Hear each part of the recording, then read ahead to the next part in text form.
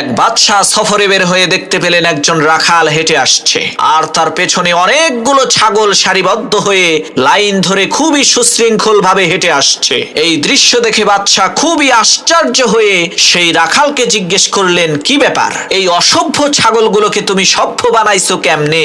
তারা কেউ ছুটে পালিয়ে যাচ্ছে না, কি সুন্দর লাইন ধরে হেঁটে আসছে।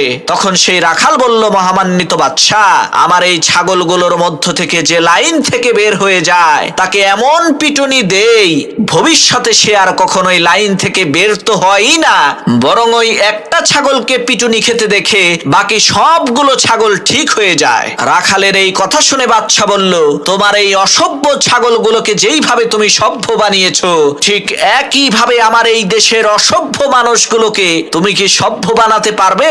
রাখাল বলল, হ্যাঁ পারবো। বাদশা বলল, তাহলে আজ থেকে তুমি প্রধান বিচারপতির দায়িত্ব পালন করবা। পরের দিন এক চোরের বিচার হবে। প্রধান বিচারপতির দায়িত্বে থাকা সেই রাখাল হুকুম করলেন, আমি মহান আল্লাহ রাব্বুল আলামিনের পবিত্র কালাম কোরআনের বিধান অনুযায়ী ফয়সালা করছি, তোমরা এই চোরের হাতটা কেটে দাও। রাখালের এই কথা শুনে উজির বললেন, বিচারক মহোদয়, আপনি তো নতুন বিচারকের দায়িত্ব পেয়েছেন, তাই হয়তো বা জানেন না এই চোর কিন্তু আমাদের নিজেদেরই লোক। তখন বিচারপতি রাখাল বললেন, তোমরা এই চোরের হাত কেটে দাও, আর সাথে সাথে এই মন্ত্রীর জিহ্বাও কেটে দাও।